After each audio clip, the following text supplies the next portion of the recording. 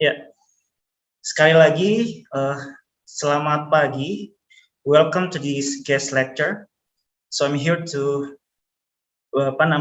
menjelaskan sedikit teori terkait dengan perkembangan beton, di mana hal-hal baru mungkin yang bisa kita explore atau hal-hal baru yang kalian bisa explore itu ada di mata kuliah ini terkait dengan materi beton gitu ya.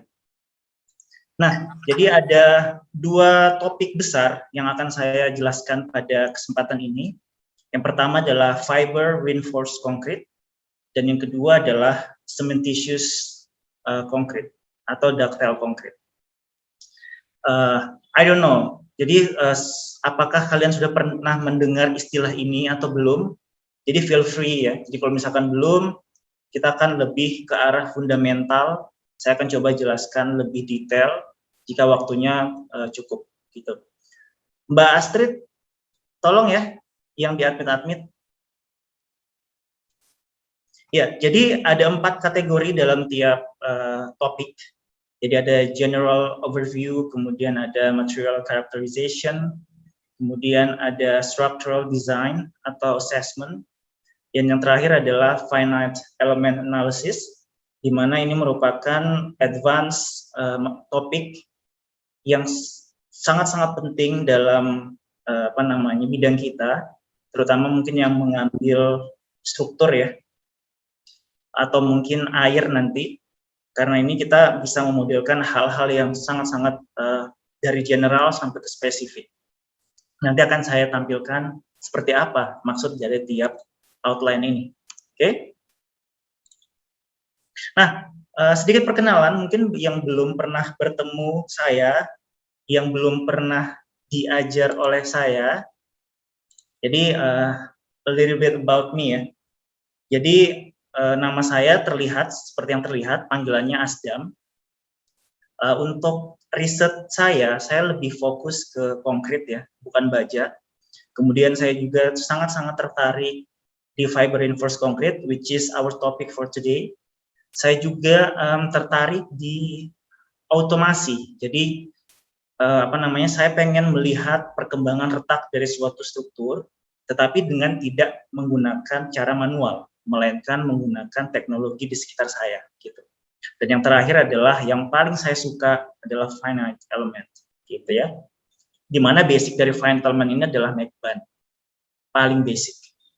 Oke, mungkin sedikit international exposures. Jadi sebelum COVID, saya sempat menjadi postdoctoral research associate atau bisa dibilang postdoc ya istilahnya, bekerja di Hertford University at the same time at ITS, karena ada proyek yang kita kerjakan membutuhkan kerjasama dari 2 negara.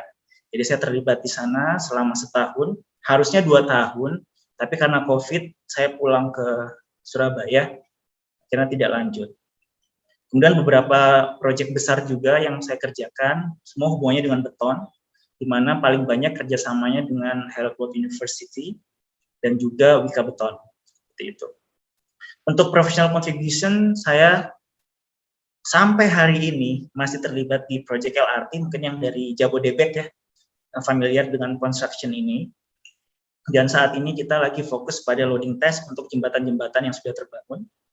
Kemudian pada tahun 2018 diamanahkan menjadi salah satu bagian dari member penerjemah SNI ya. Nanti SNI yang akan kalian pakai dalam desain semester-semester berikutnya terkait dengan perencanaan beton. Kemudian saat ini kami sedang mengerjakan SNI retrofitting atau perkuatan struktur, di mana struktur tersebut tidak sesuai dengan design code atau tidak kuat akibat adanya peraturan baru dan seterusnya. Jadi kita sementara menggarap SNI ini dan mudah-mudahan selesai di tahun ini. Dan yang terakhir juga, saya saat ini sementara bekerja menjadi spesialis di 3D frame untuk proyek Harbor Road. Ini kerjasama dengan Wika Beton. Scope-nya adalah memodelkan box girder.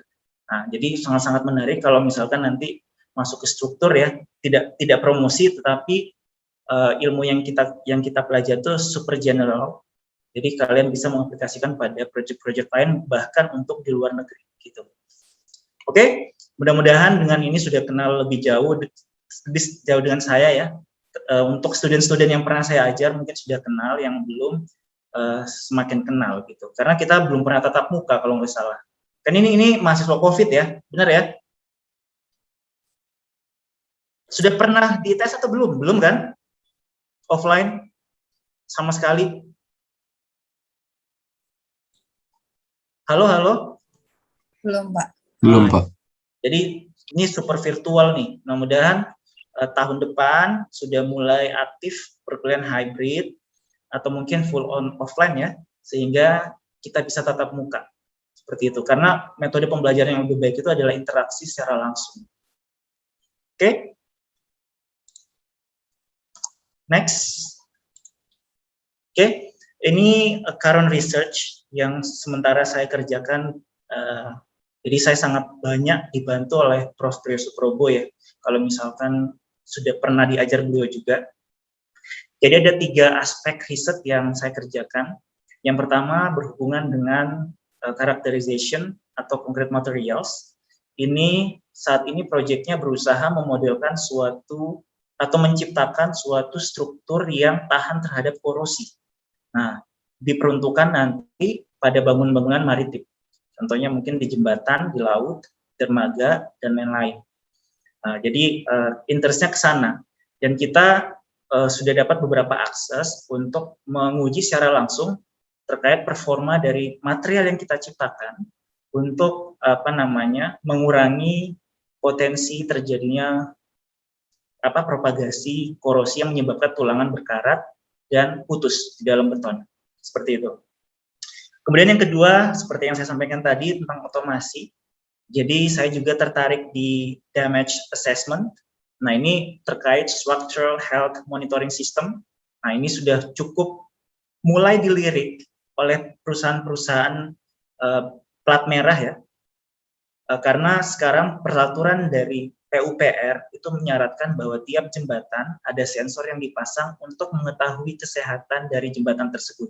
Dan hal ini tidak terfokus pada jembatan saja, melainkan bisa pada bangunan juga, dan semua struktur yang kira-kira kita perlu tahu secara berkala responsnya seperti apa terhadap beban yang bekerja. Nah, cuma karena yang paling kritikal saat ini adalah jembatan, beban dinamik ya, sehingga yang difokuskan dalam proyek SIMS itu adalah jembatan. Dan hal-hal ini yang membuka, jadi it opens a lot of doors to the industrial level. Nah, jadi banyak sekarang industri yang melirik ITS untuk pengembangan dari structural health monitoring system ini. Jadi yang dilihat pada layar monitor itu merupakan crack mapping.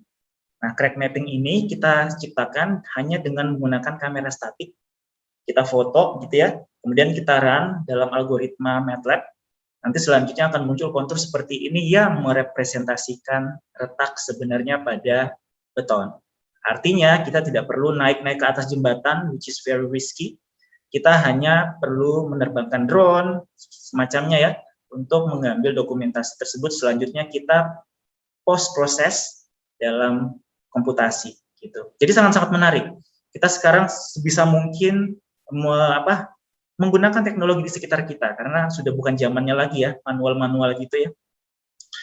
Selanjutnya sekarang saya juga fokus pada penggunaan LiDAR. Nah, jadi LiDAR ini sudah sangat-sangat menarik dan gampang ya. Kalau misalkan beli iPhone model-model terbaru, itu sudah ada sensor LiDAR-nya tuh.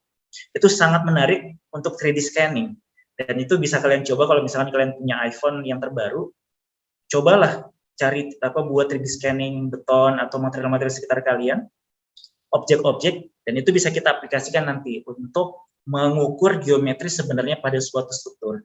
Jadi saya sangat-sangat tertarik di sana. Gitu. Yang terakhir, ini adalah simulasi concrete structures. Yang gambar pertama adalah beam column joint, merupakan bagian integral dari suatu bangunan yang dimodelkan menggunakan komputer. Nah, hal-hal seperti ini tidak didapatkan di S1, tetapi ini yang menjadi aspek mahal dalam suatu assessment. Nah, kalau misalkan menguasai ilmu ini akan sangat-sangat tinggi. Ini kalian value-nya kalian sebagai engineer. Kemudian yang gambar kedua adalah deep beam, balok tinggi ya, merupakan balok yang sangat rentan terhadap geser. Nah ini juga bisa kita modelkan dan visualisasi crack-nya sangat-sangat representatif dengan apa yang terjadi di kondisi aktual. Sampai sini ada pertanyaan? Yang kalau ada yang tertarik, saya feel free ya menghubungi saya, misalkan pengen menjajaki sesuatu, sudah mulai ke arah sana, jadi feel free to get in touch with me ya, tidak ada tekanan atau apa-apa, jadi biar bisa kita lebih banyak diskusi gitu. Is there any question di sini? Nggak ada? Nggak ada? Saya perlu suara nih, kalau kayak gini nanti saya semangat. Oke ya? Oke. In terms of concrete performance, there is common asked questions. Jadi, what is the common shortcoming of concrete? The weakness of concrete. Is there anyone who is willingly to answer that question? Apa kelemahan beton?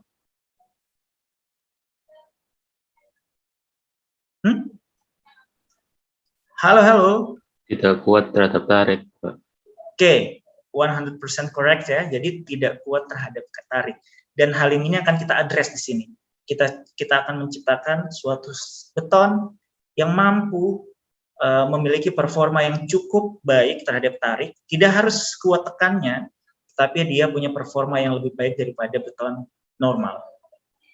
Oke. Jadi outlines dari first topic yang akan saya jelaskan hari ini ada 5 ya, consists of 5 parts. Yang pertama, saya berharap kalian sudah menyadari bahwa ada beberapa banyak aplikasi dari FRC, Fiber Reinforced Concrete ya. Kemudian kalian lebih familiar terhadap tipe-tipe serat yang bisa digunakan di dalam beton, artinya tidak sebatas kerikil dan pasir seperti lab yang akan kalian kerjakan secara virtual. Kemudian kalian mengerti alasan kenapa kita menambahkan fiber. Jadi tidak asal nambah doang nih, ya.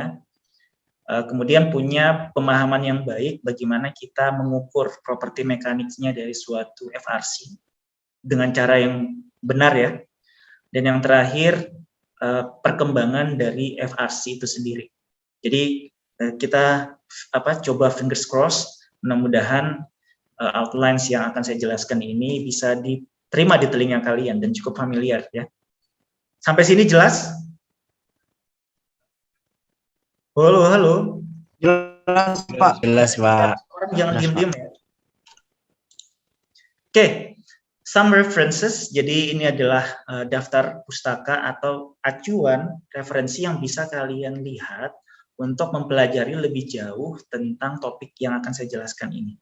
Tidak perlu saya tampilkan sekarang semua peraturannya. Ini hanya sebagai supporting documents yang bisa kalian gunakan untuk mendalami apa yang saya jelaskan hari ini. Jadi saya tidak fully spoon fed kalian ya, tidak spoon feeding, tetapi ya ini yang bisa kalian nanti baca-baca sendiri. Linknya sudah saya tampilkan dan nanti silahkan cari sendiri gitu ya. Oke. Sebentar, boleh kita pause sebentar? Ada azan di sini. Boleh, Pak. Oke, bentar ya.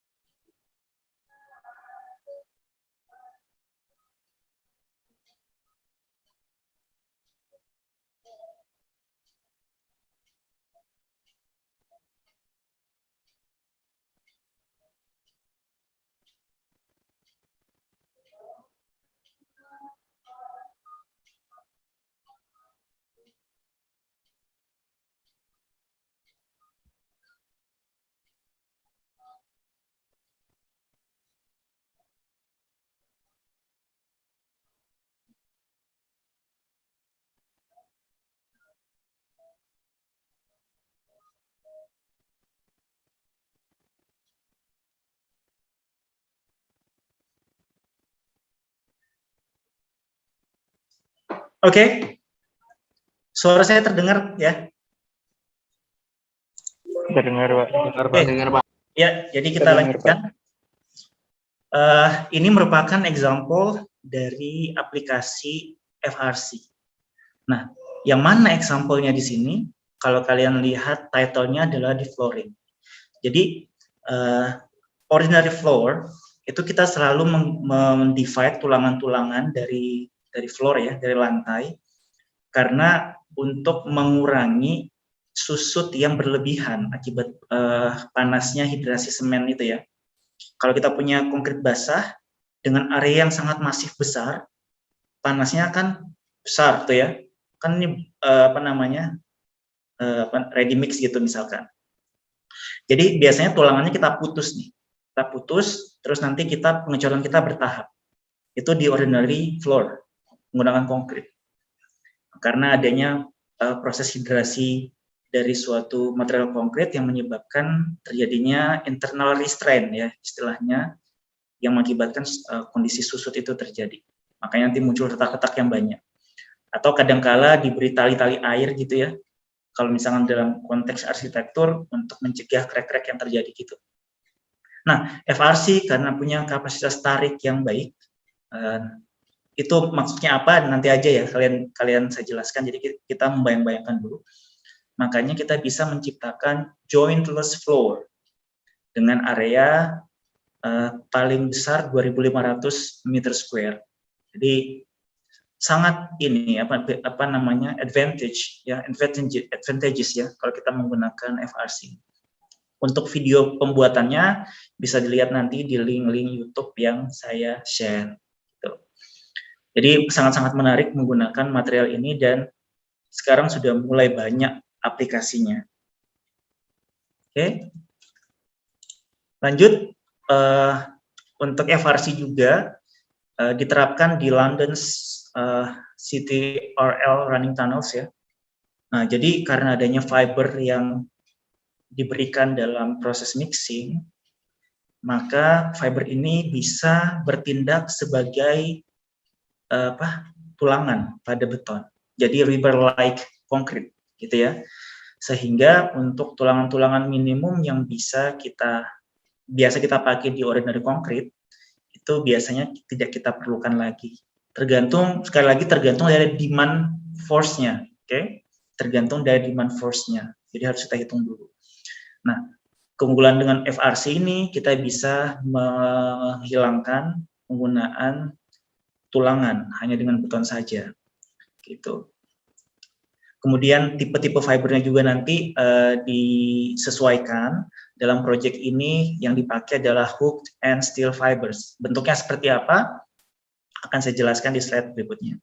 Oke. Nah, untuk FRC sendiri karena penggunaannya sudah cukup banyak, risetnya sudah cukup banyak, bahkan sudah ada guidelines yang menyerupai peraturan. Jadi di beberapa negara penggunaan FRC ini di mana ada fiber-fiber tadi ya yang deform seperti hook and steel itu bisa diasumsikan sebagai tulangan geser minimum. Nah, kalau dalam beton, balok beton gitu, kita kan pasang sengkang to bekel istilahnya. Nah, karena si FRC ini punya banyak fiber di dalam sana, untuk penggunaan tulangan geser minimum itu sudah tidak dipakai. Jadi murni dari longitudinal bars gitu. Tapi di beberapa negara masih belum diizinkan, termasuk di Indonesia itu sendiri. Karena kita adalah negara gempa, potensinya masih cukup besar ya dibandingkan negara-negara yang tidak ada gempa. Contohnya mungkin London atau UK in general. Oke. Jadi dalam proyek ini manfaat penggunaan FRC itu dia bisa mengurangi volume, oke? Karena satu kita bisa menyesuaikan dengan desain kita kekuatannya berapa, jadi volumenya bisa berkurang, terutama untuk beton. Jadi karena sebagian digantikan oleh si fiber itu, kemudian bisa diminimalisasi resiko retak pada saat proses instalasi. Jadi instalasi itu kan kita masang nih precast nih, tanggalnya dipasang. Jadi misalkan ada small impact di situ, itu tidak akan berpengaruh signifikan pada beton kita karena ada disipasi dari energinya itu. Jadi dia punya redaman yang cukup baik untuk menerima gaya-gaya minimum. Tidak seperti beton ya, sangat-sangat brittle. Sehingga pada saat kita storing itu betul-betul harus pelan-pelan. Hati-hati, tidak boleh adanya tegangan yang tidak seimbang. Nah, ini jadi masalah. Beton. Jadi kalau melihat dari ini sudah banyak yang melirik dan mudah-mudahan dalam near future ya beberapa infrastruktur kita sudah mulai ke sini. Kita sudah pelan-pelan melupakan penggunaan beton. Hal menarik lain yang kita bisa eksplor dari FRC ini adalah pengurangan semen yang kita pakai karena adanya tambahan dari cementitious material seperti fly ash, silica fume dan lain-lain, sehingga kita secara tidak langsung mengurangi aktivitas antropogenik atau kondisi di mana kita menciptakan banyak karbon ya, seperti itu. Sampai di sini jelas ya aplikasi. Nah, ini yang menarik dari FRC. Kalau di sini kita lihat dari figure ini adalah hubungan antara tensile stress, jadi ini adalah tegangan ya.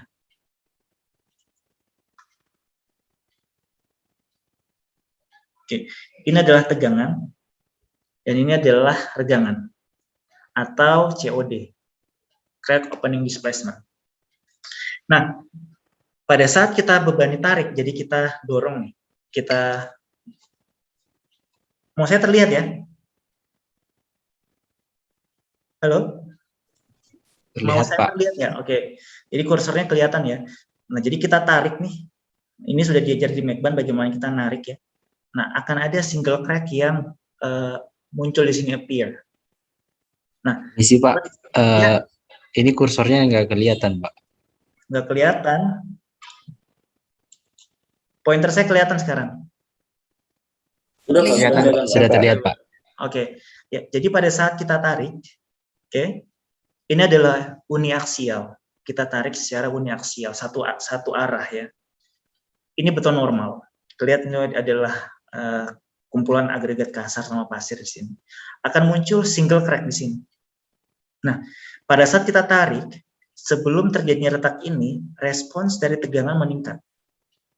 Nah, jadi perbandingan antara tegangan dan strain itu kecil. Oke. Meningkat pada suatu value sebesar 3-5 MPa. Normalnya seperti itu. Atau biasanya kalau orang tuh secara praktis 10% dari FC prime. Nah, pada saat di sini, ini adalah kita sebut sebagai tensile cracking. Jadi, kuat tarik dari suatu material beton. Nah, pada saat kita uji di laboratorium, kita tidak bisa mendapatkan softening dari kondisi tarik ini karena tidak bisa terukur.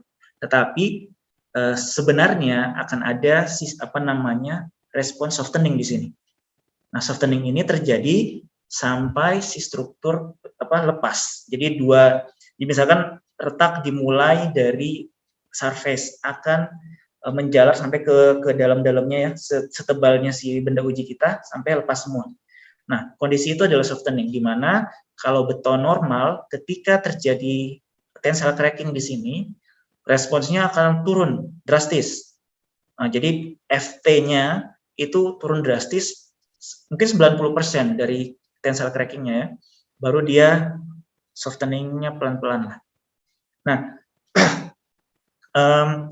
karena penurunannya sangat signifikan sehingga tidak kita pakai data ini sebagai residual capacity dari tarik beton. Makanya kita asumsikan cuma sampai sini doang, dan kita berharap dalam desain kita tarik beton itu di bawah ini.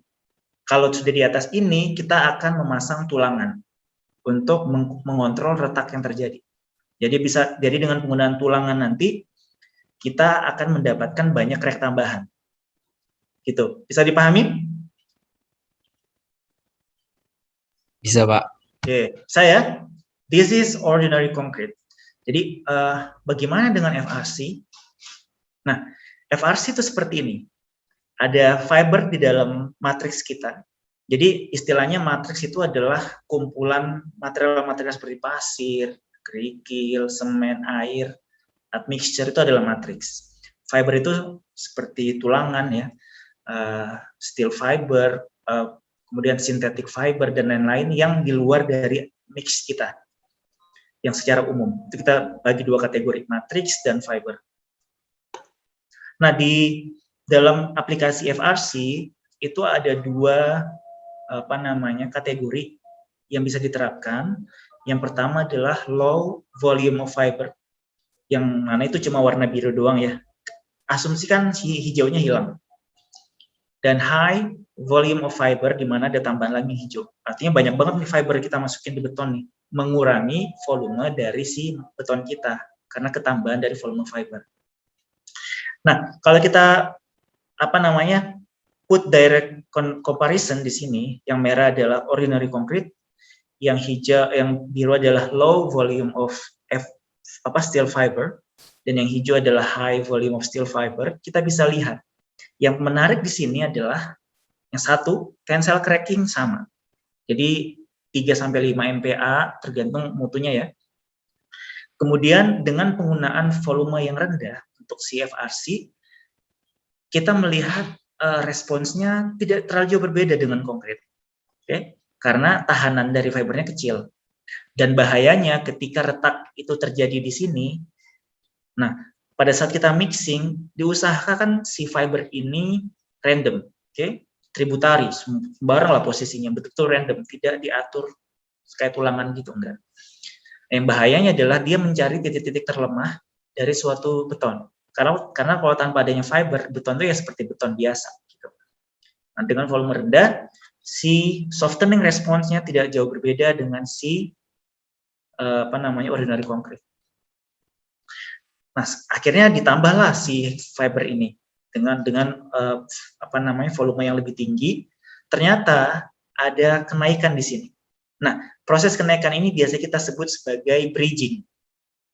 Nah, jadi ini sebagai bridging. Ketika retak terjadi satu sisi, nah akan ditahan sama si fibernya di sini, oke, sampai bukaannya membesar. Nah, itu namanya bridging. Jadi ini adalah karena adanya tekanan dari si fiber itu, meningkatkan kapasitas. Seperti itu. Kemudian karena sudah gagal besar, akhirnya satu. Nah, misconception adalah banyak yang mengira bahwa FRC itu multiple cracks. Tapi sebenarnya dia cuma one crack seperti beton normal.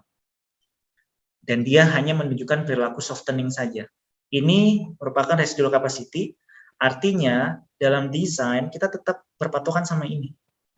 Ini adalah keuntungan yang kita dapatkan terkait damage control nanti. Beton kita tidak separah si normal konkrit kalau kita menggunakan FRC. Gitu. Jadi kerusakannya tidak sangat signifikan seperti beton normal. Gitu ya. Adanya residual strength after softening. Paham sampai sini?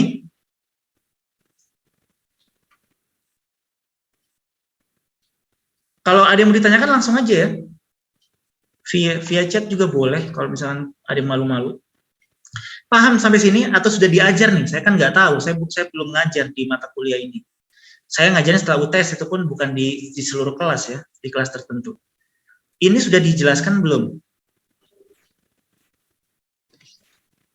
Permisi Pak, kalau di kelas saya belum Pak. Oke, ya sekarang dapat ilmu baru lah ya.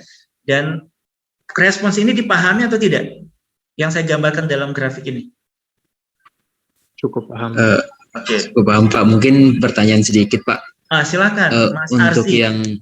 Iya Pak, untuk yang tadi yang di high volume fibernya itu Pak, yang ada residual itu, tadi saya kurang paham kenapa dia bisa naik lagi Pak, tensile stressnya gitu Pak, setelah dia crack gitu Pak.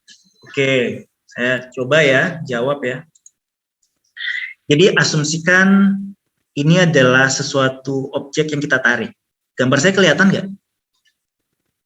Kelihatan Pak. Nah, Terlihat Pak.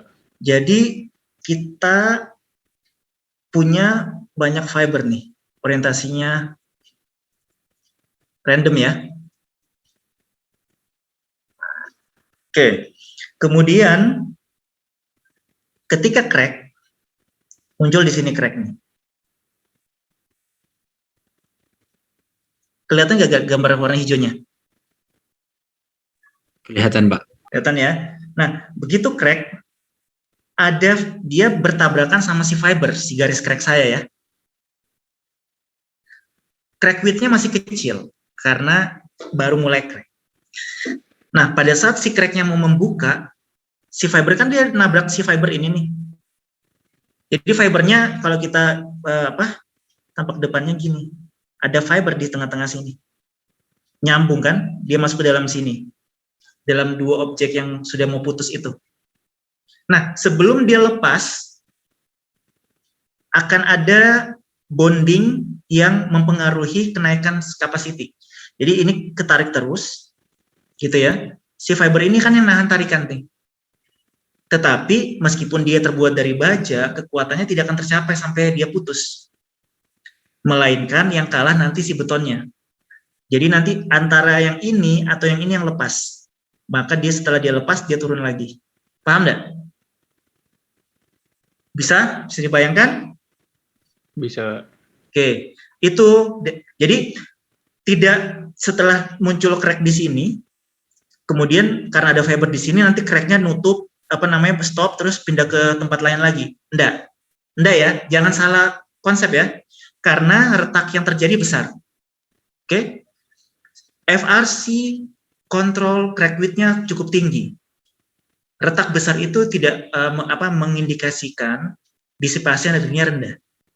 Oke? Kalau kamu lihat struktur retak besar terus itu bagus, itu salah. Retak besar itu mengindikasikan secara tidak langsung bahwa disipasi energi dari suatu beton itu jelek.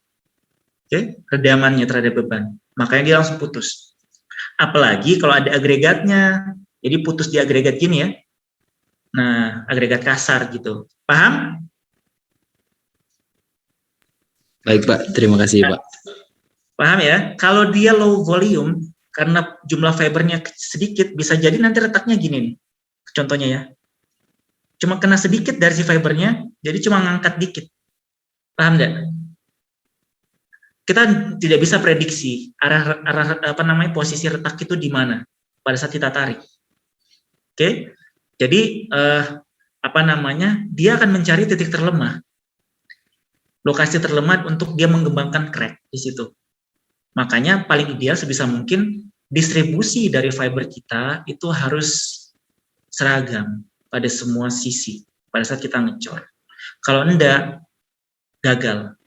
Berarti kita gagal membuat FRC ini selayaknya FRC, gitu. Oke? Paham?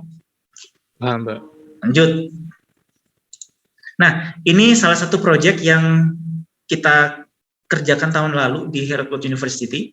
Nah, ini adalah kondisi kita fabrikasi benda uji dengan steel fiber. Terlihat ya nih garis-garis ya? Itu adalah serat-serat baja tuh. Kelihatan ya? Terlihat. Lihat, Pak. Lihat, Pak. Serat-serat baja ini yang kita masukkan dalam campuran. Kalau kamu bisa perhatikan dengan teliti, kelihatan bahwa workability-nya jelek. Iya nggak? Nggak kayak beton, Pak, benar, Pak. nggak kayak SCC, mungkin yang kalian sudah pelajari. Karena ada si fiber itu, steel fiber dengan jumlah yang cukup besar. Jadi workability jelek. Oke, makanya untuk construction sangat challenging dengan FRC ini. Di satu sisi kita menggunakan volume rendah, itu memperbaik workability kita, tetapi di sisi lain dengan volume rendah tadi kapasitasnya jelek ya. Kalau kita lihat dari typical response, jadi kita menggunakan fiber yang lebih besar lah volumenya dan konsekuensinya workability jeopardize, terganggu. Tetapi masih bisa kita akali dengan poker atau internal vibrator. Gitu. Kalau misalnya sulit lagi, kita bisa tambahkan device external vibrator di sini untuk membantu si proses casting ini. Tetapi ada catatan yang penting kalian ingat, tidak boleh kalian memvibrasi suatu beton FRC ini pada satu lokasi saja. Kenapa? Karena dengan vibrasi yang terlokalisasi itu menyebabkan nanti steel fibernya turun semua ke bawah. Bisa dibayangkan? Ya. Jadi kita tidak bisa menciptakan suatu fiber yang terdistribusi secara random dan merata. Nah, itu challenging. Kalau dia semua turun ke bawah, sayang. Ya. Jadi sebisa mungkin kita buat dia merata. Makanya kita bisa tambahkan admixture, super plasticizer misalkan, high range water reducer, kita bisa pakai, kita mengurangi air, kemudian tetapi dia lebih flow sedikit, itu bisa kita akali gitu, dengan tidak mengurangi kapasitas atau kuat tekan dari si material ini. Paham? Sampai sini? Ini challenging, jadi kita berkeringat nih, cuma karena waktu kita buat itu kondisinya winter, jadi adanya cuma kedinginan doang, nggak ada keringat-keringat. Nah, kalau kamu uji di lab beton sini, wah itu udah basah bajumu. Nah, ini betul-betul sangat-sangat exhausting lah untuk mengerjakan FRC. Nah, ini adalah fiber content atau jumlah volume yang bisa kita pakai dalam dalam FRC aplikasinya. Jadi ada banyak ya. Yang pertama yang FRC ini yang saya jelaskan hari ini secara detail, itu tipikalnya sampai 2% maksimal. Oke? Biasa pakai 0,5, 1, 1,5, 2% itu kita anggap sebagai high volume dari FRC. Paham? Nah, nanya 2%-nya dari mana? Ada yang tahu enggak?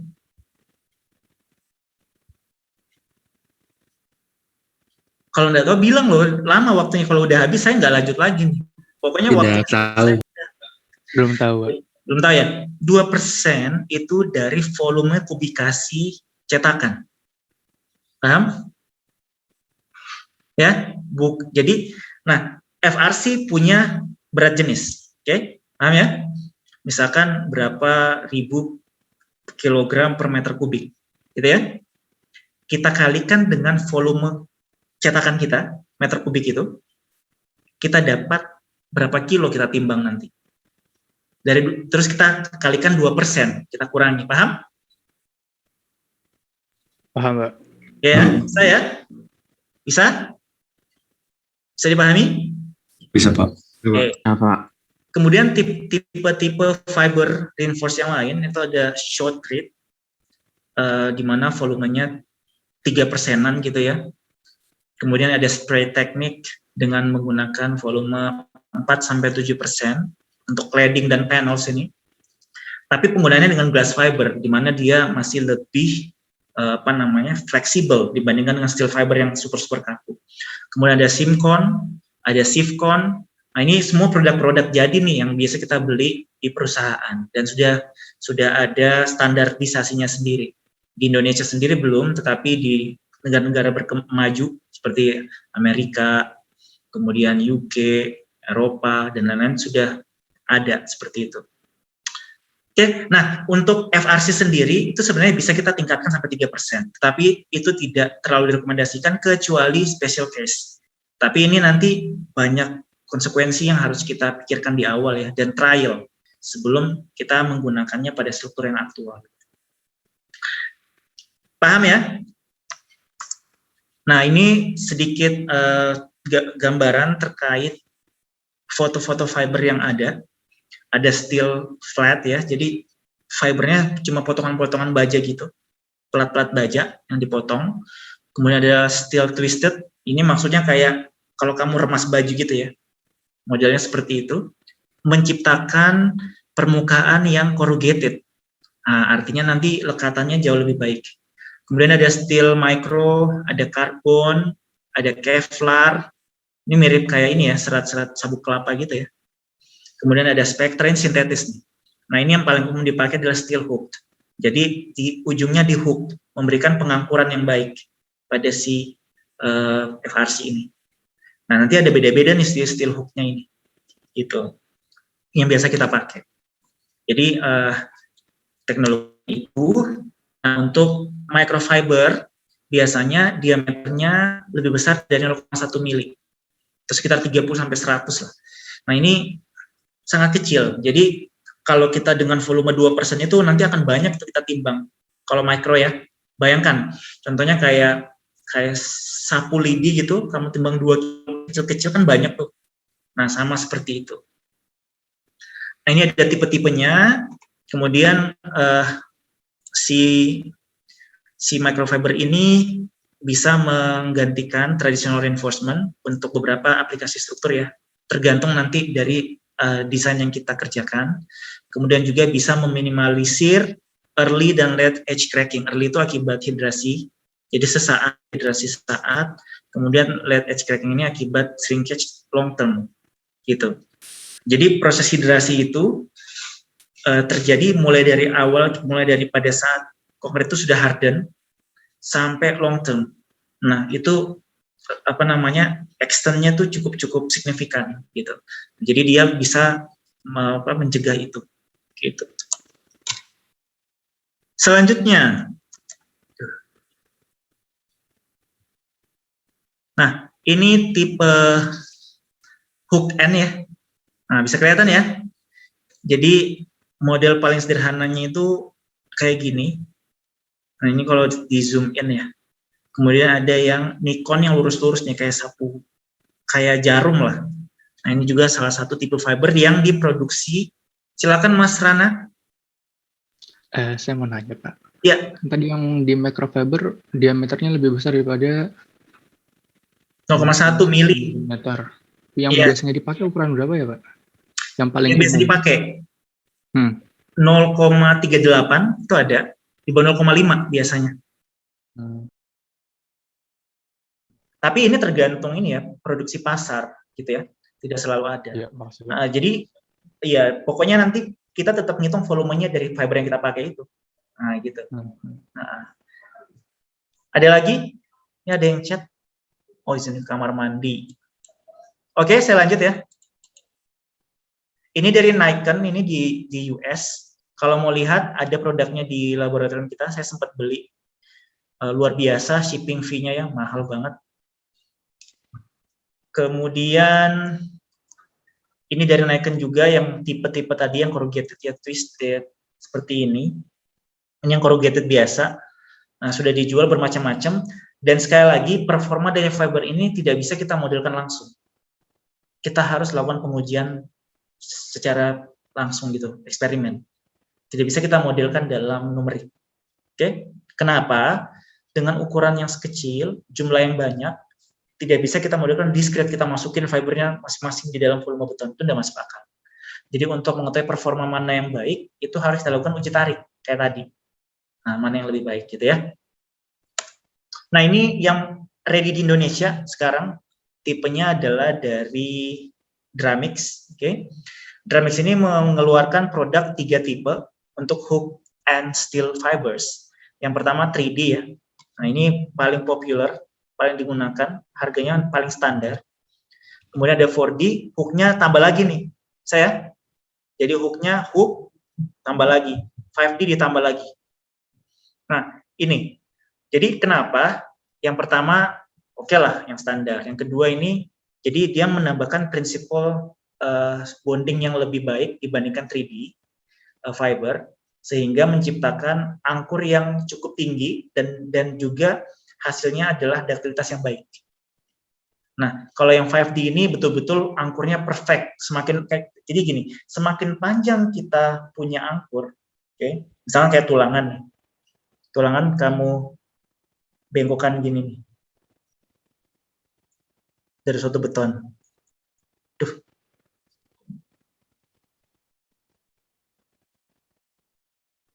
Nah, tulangan dibengkokkan, ya. Ini adalah tulangan kita bengkokkan. Semakin panjang pembengkokannya, angkurnya semakin baik, nggak akan lepas pada saat kita uji. Itu adalah teknik angkur. Jadi itu nanti kalian pelajari juga dalam desain. Nah, ini adalah prinsipal ini yang dipakai sama si Dramix untuk menciptakan tipe-tipe dari fiber. Jadi dia tambah lagi untuk 5D. Tapi konsekuensinya adalah harga yang relatif lebih mahal. Nah, uji tariknya ini adalah tensile stress dari si fibernya sendiri tanpa adanya beton. Oke? Jadi ditarik kayak tulangan gitu.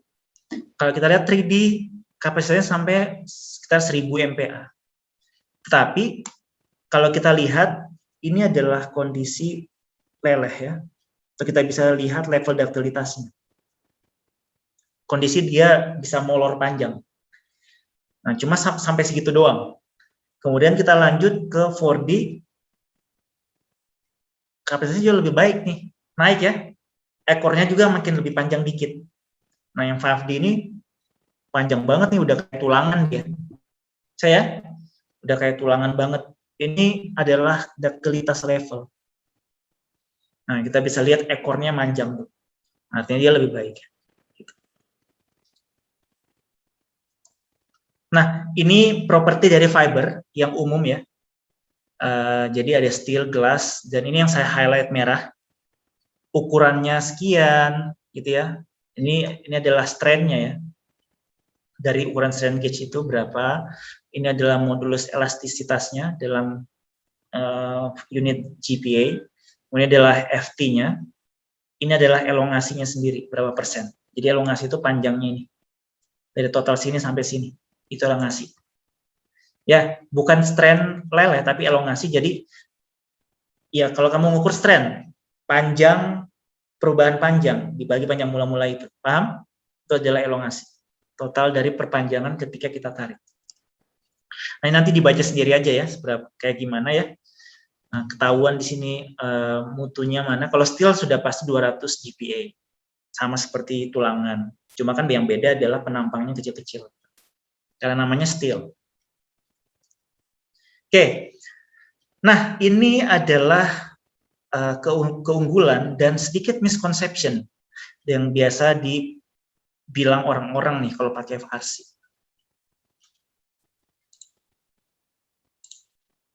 Apa aja? Yang pertama, yang benar ya, yang tidak dicoret itu dia control drying shrinkage. Jadi pada saat setelah dia hardening, kondisi beton kan panas tuh, apalagi di tempat terik ya. Nah, jadi hidrasinya sangat signifikan, dia bisa mengontrol early cracking akibat drying shrinkage. Ya. Kemudian false conception yang kedua, yang pertama itu adalah meningkatkan density. Density itu apa? Kepadatan berat jenis, ya. Ada yang bilang, ya kan saya tambah fiber. Oke. Jadi kan saya buat beton normal, ya saya tinggal masukin aja fibernya. Berarti otomatis volumenya, beratnya kan meningkat. Logikanya gitu ya? Benar nggak? Misalkan kamu bikin 1 meter kubik beton, dengan cara mixing beton normal nih ya, terus kamu tambahkan 2% si fiber, berat jenisnya nambah nggak? Ayo. Nambah. Iya Pak, nambah Pak. Nah, pikirannya seperti itu, tetapi yang salah adalah si beton ini kita kurangi dulu, nggak 1 meter kubik, karena ada proporsi dari fiber. Paham? Paham? Paham, Pak. Paham, Pak. Jadi desain kita tidak boleh kita desain normal konkret tambah fiber, itu salah. Mixing dari FRC itu punya proporsi masing-masing, fibernya berapa persen, pasirnya berapa persen, di mana total dari seluruh material untuk yang kita pakai untuk mixing itu harus 1 meter kubik. Kalau kita desain 1 meter kubik, paham ya? Sehingga, Paham, Pak. ya sehingga sebenarnya kerapatan density-nya itu sama, tidak jauh berbeda. Paham? Oke. Kemudian yang ke false conception yang kedua itu adalah meningkatkan kuat tekan. Itu salah. Kenapa? Ada yang bisa jawab?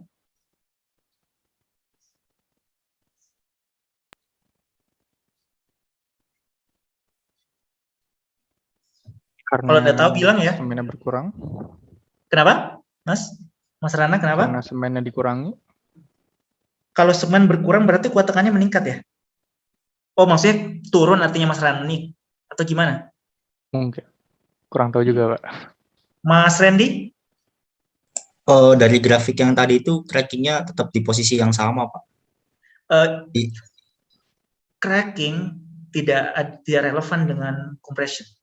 Oke, compression relevan dengan crushing. Itu yang pertama mungkin. Jadi diingat, Mas Randy. Ya? Oke, Pak. Cracking itu tensile. Crushing itu compression. Paham ya? Silakan Mas Arzi.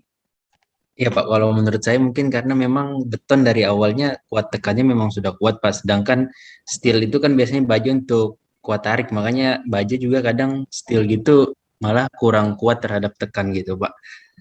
Oke, nah itu false conception juga. Jadi biar kalian sadar ya, kuat tarik dan kuat tekan baja itu sama. Oke, kalau saya uji baja, nggak apa-apa, itu bagus deh. Jadi meskipun kalian memberikan opini, jadi bisa langsung kita luruskan gitu ya. Nanti tidak salah di kemudian hari. Jadi saya tahu kalian pemahamannya sampai mana. Kalau kita uji beton, kita punya kuat tekan seperti ini, misalnya ya. Kuat tarik kecil. Benar ya?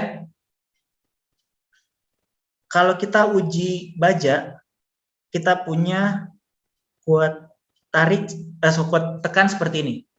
Sampai dia putus. Kuat tarik juga seperti ini. Sama. Ya. Yang membedakan adalah nanti dia yang tekan itu ada fenomena buckling. Tetapi secara material sama. Nah, kenapa dia tidak meningkatkan kuat tekan? Jawabannya sederhana. Kalau kita lihat role of fiber, jadi role itu apa ya? Peran dari si fiber ini bekerja dalam kondisi ketika karakteristik dari beton secara ideal atau secara normal itu tercapai. Contohnya, pada saat tarik, setelah tensile cracking, baru bekerja. Paham ya? Kalau di compression, sama. Nah, ya. Jadi, di compression itu, kan yang kita tekan adalah si matriksnya nih. Oke? Sebenarnya sama seperti tarik. Jadi, si compression ini, itu kondisi di mana F asen C itu tercapai, di mana belum terjadi crushing. Paham? Ya? Paham ya? Kondisinya gini, saya tekan beton. Pertama, dia ini kondisinya elastik dulu. Nah, elastik itu biasanya di 0,45 F aksen C. Kemudian ada yang kedua adalah hardening. Hardening ini sudah sedikit menyimpang kekakuan turun sedikit sampai ke sini. Nah, jadi kondisi ini itu di mana masih si matriks yang bekerja. Paham ya? Sehingga ketika sudah tercapai FC-nya, baru si fiber bekerja post peak-nya. Jadi mutunya sama aja kalau kita desain gitu. Paham? Bisa dipahami? Paham, Mbak. Nah, gitu. Nah, bedanya dengan beton normal nanti sama. Misalkan beton normal itu begini ya, lebih brittle. Fiber itu akan begini, lebih naik sedikit post peak-nya. Tapi ininya tuh sama, di titik yang sama maksud saya. Paham ya? Sekali lagi tergantung dari marginmu, standar deviasi yang kamu kerjakan berapa. Itu. Oke? Kemudian berikutnya dia enhance the material toughness. Itu benar. Jadi material toughness itu adalah kemampuan dia mendisipasi energi. Ya. Bagaimana kita mengukur material toughness? Sederhana. Kita tinggal melihat area under the curve. Oke? Jadi kita cuma tinggal melihat area under the curve. Tunjukkan yang awal-awal.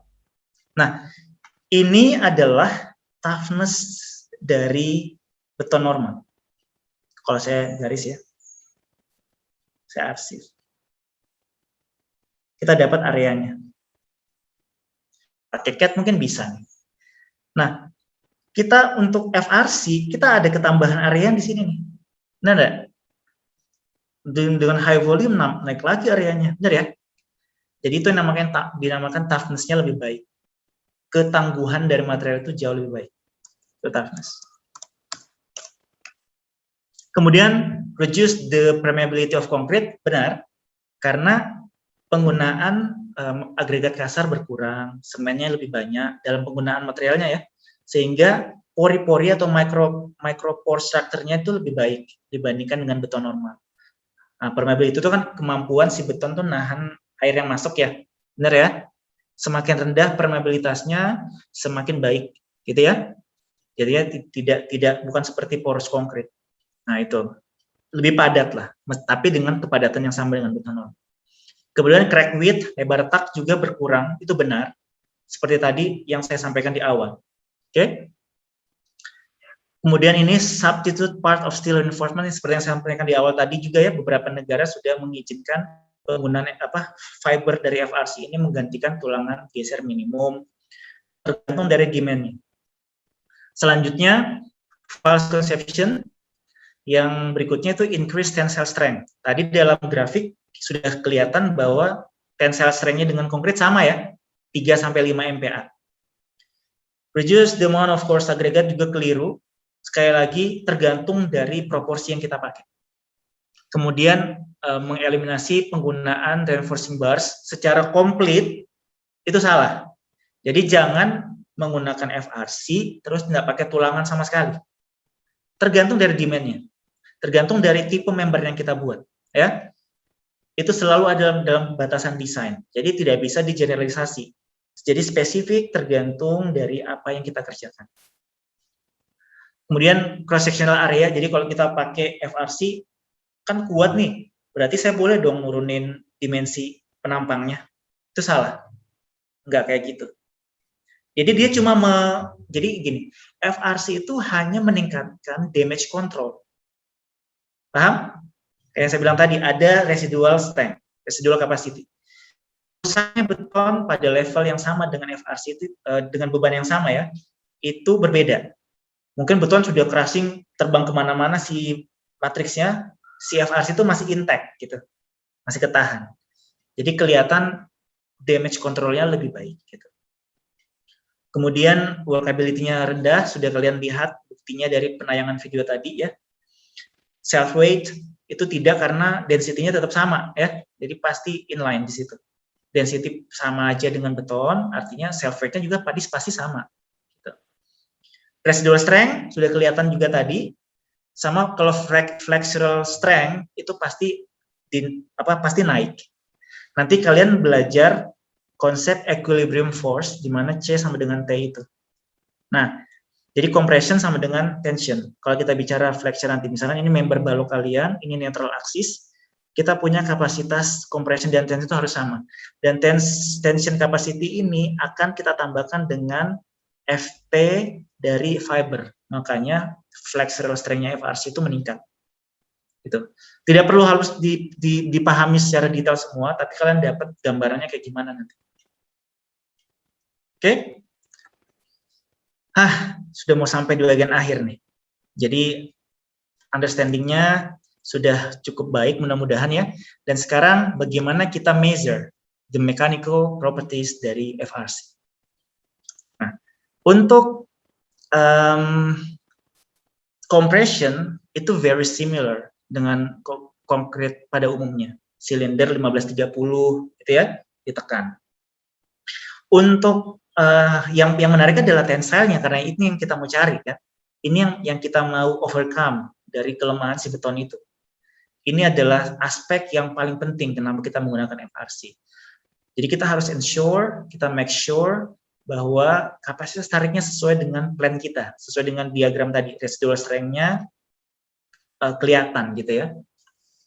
Nah ini beberapa contoh, satu dengan menggunakan notch prism. Jadi prism itu dia prismatik, dari sini sampai sini itu size-nya sama, cross section-nya itu prismatik, ya. Nah, kemudian diberi notch di sini. Notch itu artinya perlemahan. Jadi di gerinda di sini dibikin suatu dengan ketebalan tertentu, biar pada saat kita tarik kita sudah dapat crack-nya di situ posisinya. Paham? Jadi kita lemahkan di situ. Tidak usah besar-besar, kecil aja karena kan dia single crack. Ya. Jadi tidak usah besar, kecil aja. Itu notch prism. Kita tarik. Nah, kendalanya kita kalau mengaplikasikan ini, yang pertama adalah alat kita, universal testing machine kita itu harus punya kapasitas yang besar. Paham? Tegangan dengan paper A. Ya. A yang besar membutuhkan P yang besar. Nah ya. Semakin besar ini, misalkan saya mau mencapai dengan tegangan yang sama 3 MPa, dengan A yang besar, P saya harus besar. Ya. Sementara kalau misalkan A kecil, P saya kecil gitu. Nah, makanya diciptakan suatu alternatif dari uji tarik di mana kita menggunakan dog bone shape benda uji. Jadi kayak tulang anjing gitu. Oke. Nah, ini lebih representatif. Kenapa? Karena dia memberikan kelemahan dengan panjang tertentu. Ini kan lebih kecil cross section-nya ya. Paham? Kita tarik di sini, ini kita asumsikan rigid. Nggak bakal rusak dia. Jadi nanti kita akan dapat crack pokoknya di area di sini aja, dalam sini. Paham? Dan bisa nanti kita tahu bahwa apakah retak yang terjadi itu akibat adanya bridging steel fiber tadi mengikat sampai putus, ataukah memang dia melewati, jadi nggak ada yang kena fiber. Itu nanti ketahuan dari kualitas pengecoran kita. Paham? Makanya sangat-sangat tricky.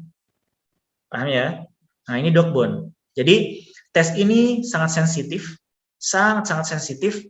Kalau tidak seimbang sedikit saja, setup kita pasti gagal karena mutu tegangan yang kita mau capai itu kecil banget, gak kayak compression ya, cuma 3 MPa. Makanya kesalahan setup tidak lurus, kemudian mungkin gripnya tidak baik, itu akan menyebabkan hasil yang kita dapat salah. Nah itu. Alternatif yang kedua, karena tes ini tidak selalu available di tiap university atau testing equipment seperti workshop gitu, sangat berat ya.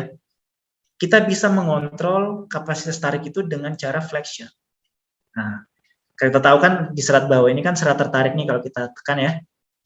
Serat atas tertekan, serat bawah itu tertarik. Kita buatkan notch beam kayak tadi. Nah, ini seperti ini nih. Ini kelihatan nih notch beamnya dengan ukuran sepanjang ini misalkan. Gitu ya. Atau kalau dalam sini ya kayak gini ya, sebatas ini ya. Nah, ini juga merupakan tes yang kita lakukan di Hertford University dengan crack mapping itu ya. Nah, karena adanya notch beam ini, single crack pasti terjadi di situ. Kita bisa ukur nanti kurvanya, flexural stress versus crack opening displacement. Nanti bisa kita konversikan menjadi FT. FT-nya berapa? Seperti itu. Jadi kita bisa ekivalensikan pengujian flexure ke dalam pengujian direct tensile test. Gitu. Ya, dan ini sudah diatur dalam peraturan seperti ASTM sehingga valid kalau kita melakukan pengujian ini. Kalau waktunya habis bilang ya. Kemudian ini hasil dari compression stress yang diuji tekan. Nah, kelihatan kan mutunya ya sama-sama aja, ya. Kalau kita lihat grafiknya, kita ambil marginnya di sini dia adalah threshold. Nah, kalau kita lihat mutunya sama ya. Yang membedakan adalah post peak-nya. Paham? Dan juga mungkin hardening stiffness-nya, kekakuan dari si hardening-nya itu kan membedakan. Jadi seperti ini contohnya. Nah, ini juga menggambarkan secara tidak langsung bahwa si beton kita itu terconfine. Ada confinement-nya. Jadi ini kita sebut passive confinement. Nah, kalian belajar lagi nanti tuh di beton. Apa active confinement, passive confinement. Jadi menarik di situ. Ya, contohnya seperti ini. Jadi dua grafik ini menunjukkan satu perbedaan pengaruh fiber content ya 3%, 2%, 1% ya.